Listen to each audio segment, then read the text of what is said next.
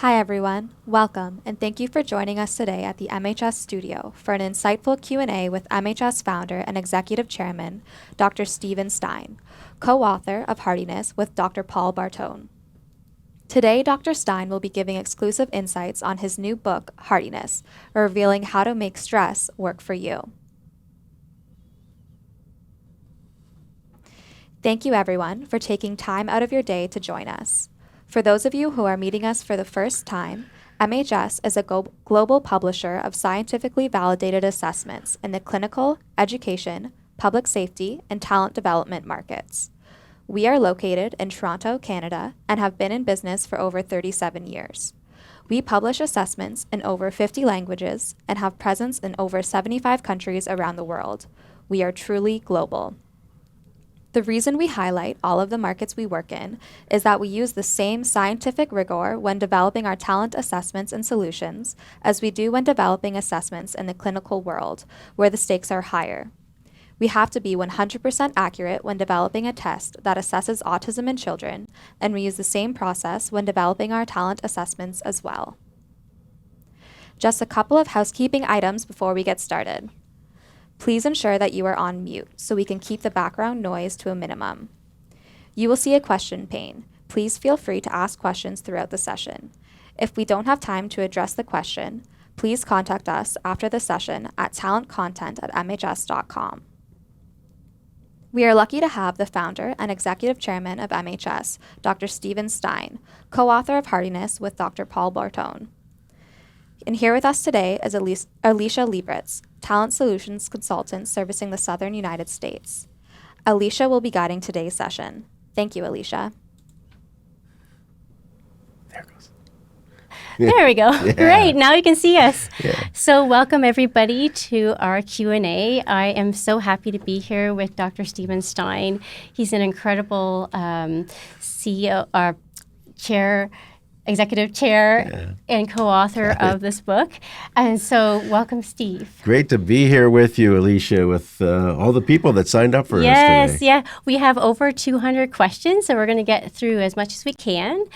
So the first one is, tell us a little bit about your background and how you know so much about Hardiness. Okay, so I'm going to have to keep some of these questions pretty short because we got so many. So my background, I started out as a clinical psychologist, transformed into an entrepreneur, starting MHS, where a lot of our original focus was in the clinical area, then moved into the talent area with our pioneering assessments of emotional intelligence. So for the last 30 or so years, a lot of the work I've been doing is in positive psychology, what makes people do well in life, that kind of thing. Mm-hmm. My co-author, Paul Bartone, started working in the area of hardiness and stress back in the mid-1970s, a long time ago. It was actually his dissertation that led to the tool that measures hardiness. He continued on with that work in the U.S. military, went as high as the rank of colonel. He's retired colonel. He's also a psychologist. And he has taught at West Point Academy. Mm-hmm. So he's done a tremendous amount of research in the area of hardiness over the last 30 or so years. Yeah, and with that, we have a lot of that inspired in this book. And so there's a lot of inspiring stories in here. So is that kind of along the lines of what inspired you to write this book? Yeah, I was inspired when I met Paul. We met at a conference, actually, the American Psychological Association, where he was presenting some of his work. And I was really impressed with his work. And we decided to work with him and make it more available. A lot of the research that he's been doing over the last 30 years has been published primarily in military psychological kind of journals and circles, conferences. Mm-hmm. So the general public hasn't been aware of all this work over all these years. So what I brought to the table was really trying to take this amazing knowledge that Paul's been working on and bringing it to the general public, bringing it to the corporate environment, to the world where it really can do a lot of good. Yeah, and I think that when we use that in all those examples, we bring it to the leaders, we bring it to employees. But I think the first thing we should say is, what is hardiness? What is hardiness? Yeah. That's a good question that everyone asks. So hardiness is kind of a part of resilience. It's similar to resilience. we talk about it as consisting of the 3 C's. It's sort of what we think of as a mental state or a mindset, a way of thinking about situations. And the 3 C's we talk about are control, commitment, and challenge. And again, the 3 C's, the culmination of those 3 areas, that mindset, has come about over the 30 years of research in this field. Yeah, and the 3 C's are control, challenge, and commitment. How would you develop those two? Or are they developable? Can you develop these? Absolutely. Let's talk a little bit about what they are so we can talk a bit about the development. So when we talk about control, for example, it's really about knowing what parts of the things around you can actually control versus those that you really can't control. So you can control your thoughts, you can control your actions. When something bad happens, you have a lot of control over your own response to it. Maybe not about that person who bothers you a lot, but really knowing those boundaries and being able to maximize your control. When it comes to challenge, we talk about the ability to be willing to adopt change. When failure happens, when bad thing happens, looking at it not so much as from the emotional standpoint, but from, wow, what can I learn from this? What does this mean to me? How can I position this differently in my life? And thirdly, when we talk about commitment, what we're really talking about here is our ability to have a purpose in life, to set goals, to set targets, to know where we want to go in the future. So those are the 3 C's in a little more detail that we talk about. And those are the 3 C's that you can develop. Yeah, absolutely. That's a really exciting part of this as well. Yeah. As with emotional intelligence and some of the other areas we work with, we've seen that people can actually change these, as I'll call them, mindsets. They can actually change these mindsets and grow with them as part of a coaching process or a number of ways through training, experiential learning. They can become more hardy and therefore become more resilient. Yeah. And when we develop these and this hardiness mindset, as a leader yourself, what kinds of things can leaders do to inspire their people? Well, the first thing that's really important is that, leaders are role models. People within organizations who work with them look to them, whether it's for inspiration or behavior or what to do or, what comes next. Yeah. So the first thing that we find important for leaders is to develop their own hardiness, develop a healthy system of, for example, dealing with failure. When things go wrong, does a leader get mad and yell at everybody? Do they run away and hide? Those are some of the negative behaviors that we've seen in leaders. The really hardy leaders are the ones who can really own up to mistakes, own up to the challenges that are happening, and really connect and involve other people in helping get to the next step. Yeah. I was talking to a leader last week who wanted to bring in hardiness. How do you bring in hardiness to the people? And one of the things that he does is push them out of their comfort zones, but not too much out.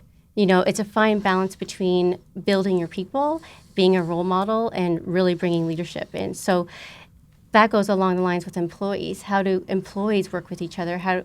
What if one person, if you're through the same thing, and there's 2 employees, one's going through stress and one isn't, how do they support each other? Right. Well, that's a good point. So hardy people are usually good at, transmitting that kind of hardiness. And really, in terms of support, it's a matter of listening to the other person, asking questions that are helpful, not really telling people what to do or how to behave. Often we get too much into that, well, maybe you should try this mode. It's more about listening and trying to understand where they're at and then maybe helping guide along through questions. Yeah, and social support, I read in the book, it was interesting to me that to have social support, it's easier coming from colleagues rather than family members. And I thought that was really interesting. Yeah, that was a study that we found that was quite fascinating. That, we always think you go home, it's your family that's going to be the most important when there's a crisis at work or you're dealing with something. But what the research found is it's really your coworkers that affect you better, that can bring you out of it. And you sort of listen to them more or pay more attention to what they say. Yeah, I found that super interesting. So I'm going to go over here. That we have a lot of questions coming in. So let's see. Okay. What's the difference between hardiness and resilience? Okay. So resilience involves a lot of different factors. People are resilient because of their genetics or biology. They're resilient because of the people around them. Resilience is a big thing. Hardiness is primarily that mental part of it, that what we call mindset part of resilience. I also like to think of it in a slightly different way as well. I think of resilience as sort of, something happens to you in a bad way, something negative happens, and you sort of eventually come up to where you were before. With hardiness, what we've seen in some of the examples we give in the book, people come up stronger than they were. Developing a hardiness mindset not only brings you back to where you were, but can take you to a new place in your life where you do extraordinary, in the cases we cited, people have done extraordinary things after those crises in their life. Yeah, and a lot of the crisis, for example, Vincent van Gogh, social support, he had no support. He made over 2,000 paintings and didn't sell any, so really pushing through those tragedies. Also, the...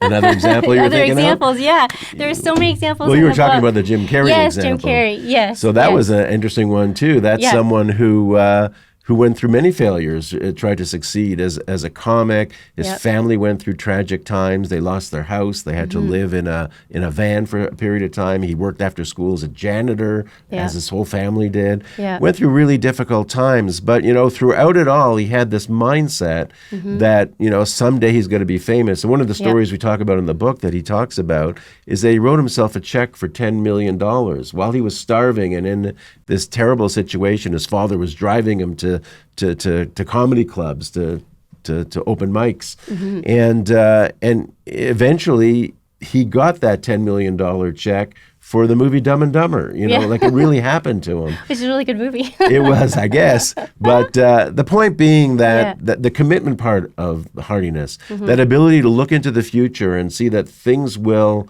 come out okay, and using those other components of control and challenge as well. So, some great examples we have of hardiness paying off, not just in famous people, but in other people that we've researched and presented their stories. Yeah. I had one customer talk to me the other week. She is a HR manager.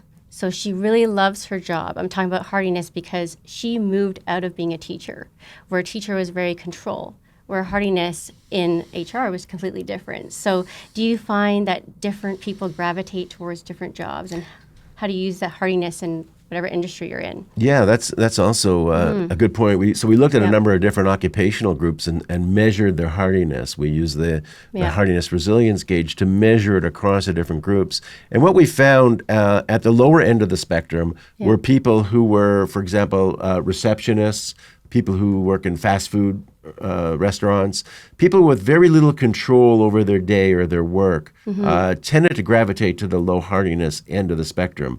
At the higher end, we had, for example, independent healthcare professionals like physicians. We had brokers, real estate brokers, people who kind of control, or investment brokers who control not only their money but other people's money. So they tend to gravitate, people high in hardiness, the areas where they have a lot of control over their day, their work, and the things they do. Okay, thank you for that. I'm going to keep going over here. We have a lot of questions coming in. They're coming in. They're really flying in. Okay. How does hardiness relate to emotional intelligence? So we've done some research on emotional intelligence and hardiness, and as we expected, they correlate quite well together. As you get more emotionally intelligence, your hardiness is higher, or vice versa.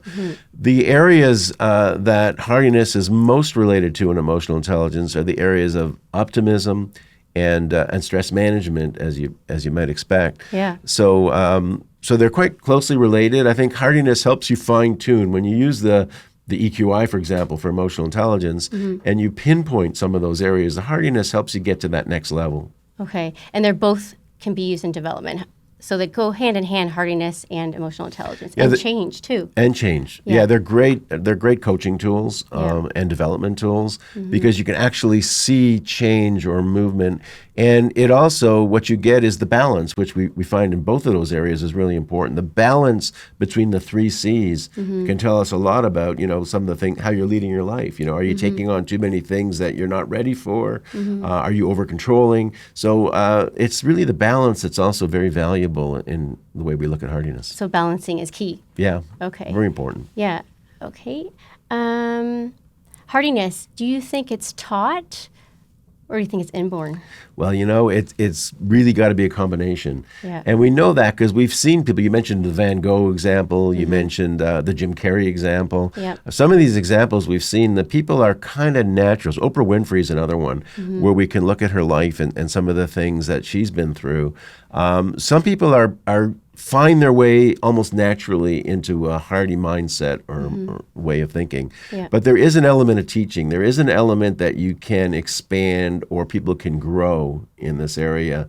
So we find it's a bit of both. You start off at a certain level. Yeah. Some people can grow a lot. Some people grow a little bit. But it's kind of a bit elastic in terms of how we see it. Okay. And you're an entrepreneur, and there's a lot of people on the line or consultants or entrepreneurs. A lot of students are now wanting to be entrepreneurs. What kind of mindset, growth mindset does an entrepreneur have? Well, I found hardiness is really important for entrepreneurs because you go through a lot of ups and downs. Starting an organization, starting a company, getting funding, finding the right people, finding customers. There's challenges all the way through it. And, for me, it was, I wasn't trained in business. I didn't ever even took an accounting course in my life. So starting a business was incredibly difficult. It was, I didn't know what I didn't know. Probably that helped me going blindly. But hardiness in terms of the ability to set goals and to break those goals down into small things. If I would have set a goal that was too big or too ominous, it might have been disastrous, right? So I set goals that were achievable. Control, I was able to know which parts of the business I can control and which I can't. And challenge as well. Failures happen, difficult times happen. To be able to look and learn from that is what we find, and we've tested a number of other entrepreneurs as well. That ability to learn from failure, learn from mistakes is critical in entrepreneurship. Yeah, I agree. And I think that even taking that, you can put it into any job that you're in. Learning from your mistakes, taking failure as opportunity, and pushing through. Since we talked about students, how do you find students hardy? Progression, graduation, even taking an exam. Yeah, again, it's so important at that level. And what we're finding, which is kind of scary, is that the level of anxiety that we're finding in kids now is much higher than we've ever seen, like coming into college, for example. And some of the struggles we're finding, the suicide rates have been increasing. Yes. The dropout rates have been high. So, hardiness is something that we should be looking at a much earlier time frame. We should be looking at it in high school. We should be looking at it in elementary school. I mean, I'm looking at it at my granddaughter who's 4 years old. I mean, and it's amazing how you can see these 3 C's, even at that age. Yes. She gets it. She understands, what we're talking about when we break it down.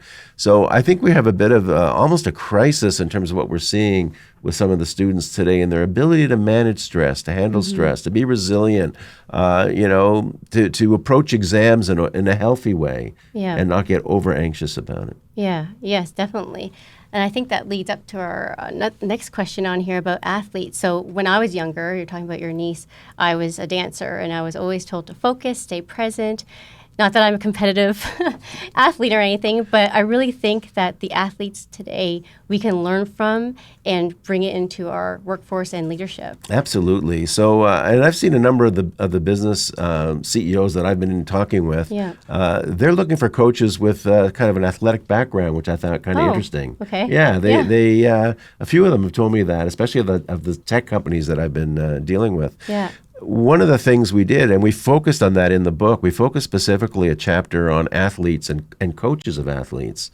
So one of the people that we interviewed for the book, Bianca Andreescu, was the winner of the U.S. Open and the Canadian Open in tennis this year. An amazing person, 19-year-old, first time in a major Grand Slam U.S., beat Serena Williams, rated the best tennis player in the world. Like, what was going on? It was amazing. So we actually, I spent time with her coaches and interviewed, and in the book I have his Hardiness profile. And some of the tips he gave me, many of which would apply to the business community, in her ability to overcome the obstacles she overcame in order to win the Grand Slam. That was incredible. And all of you out there, you can definitely take what you've done and the things, everyone goes to the gym. A lot of the times people say, I ask them, what do you do to de-stress? They say the gym, yoga, meditation, and that's one component. It's one component. Yeah, but also pushing through and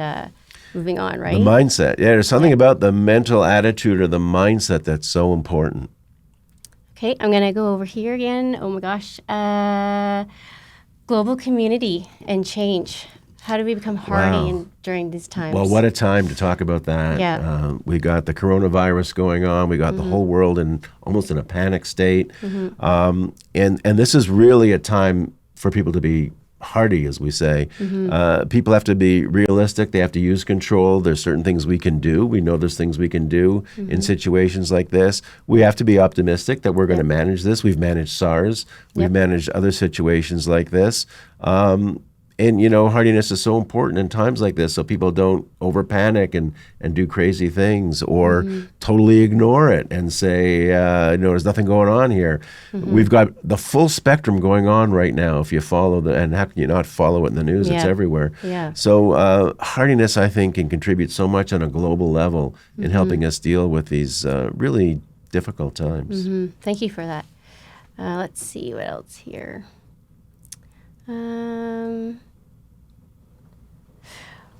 What are the most stressful occupations?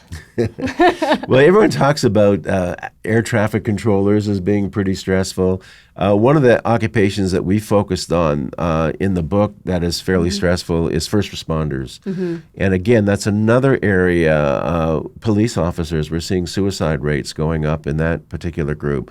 I have a really good interview and profile there of a homicide detective who had been many years on a force in a major metropolitan homicide police force, headed up that department, and how he manages to cope through some of the awful things, the things he was telling me about, some of the most awful situations that he's had to deal with young children were murdered and so on. So those kinds of professions, first responders, military, we outline a number of those professions that are really difficult, and hardiness is so critical in terms of getting through even day to day with those occupational groups. And as you said, a lot of the initial research was on military. A lot of Paul's work focused on the military, focused on combat troops. We have a lot of data on special forces. A lot of really interesting groups and how they manage to, I guess, keep their cool and execute in those situations. And their well-being too.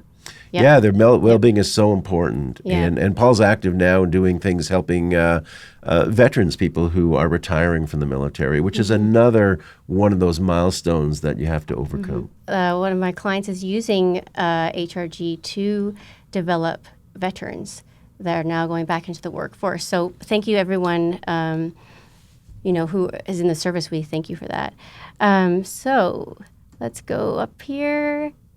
Okay, so this one is, I actually get this one a lot. We're curious to know, what does the word hardiness mean? Okay, so hardiness, it's kind of an unusual term, and it's one of the attractions for me. When we started working in emotional intelligence back in the early 1990s, nobody heard of emotional intelligence. When we started working with Reuven Bar-On and then with Peter Salovey and Jack Mayer in this area, it was completely unheard of. But I thought, when we looked at it and we looked at what it was measuring and how valuable it could be, but people thought we were crazy. It was an oxymoron. It makes no sense. And then Dan Goleman's book came out in 1995, and then the whole world, and now everybody talks about emotional intelligence. You see it everywhere. I kind of get that feeling with hardiness. When Paul and I were talking and what it was and what it meant and the impact it's had, like the data he's produced largely through military samples, but the change in people and what it meant to their lives, I said, this is really great. And the hardiness came from, it started with plants, right? Yeah. Plants that can survive almost anything. They're still strong. The dandelion is still standing. Roses. Yes, Yeah. roses Yeah. after the storm. And that kind of originated the term. So, everyone's sort of somewhat familiar with it, but in business, people say, what does that have to do with business? Yeah. But now I think we hope to bring it, into wide use. Yeah. As we did, we helped bring emotional intelligence into the wide use that it's in today. Yes. Yeah. So there you go. That's where hardiness came from. So also people want to know about you. What makes you hardy? Well, it's the years of going through the grind of being an entrepreneur and trying to set up an organization, starting with two people, my wife Rodine and I, and then moving on to I think we're about 180 people at this point. So we've grown as an organization. Hardiness. It's that mindset. It's that ability to know that every day isn't going to be roses. We're going to have some difficult days, but we've learned to use that, to learn from that, and to develop and to grow. And as you've seen, our organization and me personally, we've grown tremendously over these last 37, 40 years that we've been fighting away at this thing, keeping it going, expanding. But one of the key things for me is a sense of purpose. Yeah. We established this organization really to help people, to use psychological research and knowledge and bring it into the world. So, again, I mentioned my training isn't in business. My training is in psychology. Yeah. So I wasn't thinking on the financial side so much. And, people used to get, my accountants used to get mad at me for that in the early days. You got to keep this balance sheet going. Yeah. To me, the balance sheet was in lives, in humans. How many people can we influence? Can we affect? Can we better their lives? And I think that's kind of a purpose that has kept me going and kept the organization going to a large degree. If you look at what we do and all the divisions of MHS, whether it's our clinical division, our public safety division, our talent division, it's all about developing people. And we're doing a count recently in terms of that we discovered that we've affected the lives of actually millions of people, whether it's ADHD kids. We do over 1 million kids a year are influenced by our tools in that area and helped. And in the talent, millions of people through emotional intelligence and some of these other areas. So that's kind of the benchmark, that sense of commitment and purpose. And that helps you be hardy. So in spite of the difficult times that come, that keeps you going. Good. Well, thank you so much, Steve, today. I really, really do appreciate being here. I hope everyone had a great time. We answered a lot of questions. And now for some extra housekeeping. Bye-bye. Thank you, Dr. Stein and Alicia, for these incredible insights into hardiness, and thank you to everyone for submitting great questions. To see more of our MHS Talent video content, visit our YouTube channel at this link, youtube.com/c/MHS Assessments Talent Assessment, and subscribe to our channel by clicking on the red subscribe box. I'll give you a few seconds to copy this link down.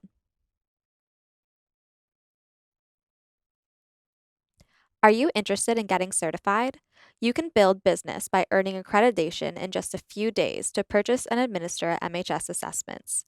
MHS offers certifications for many assessments, including the Hardiness Resilience Gauge, by partnering with an international network of experienced practitioners who offer certification and training courses in a variety of formats, including online certification programs. For the Hardiness Resilience Gauge certification schedule, please view our full certification calendar at talkify.com/MHS training/monthly.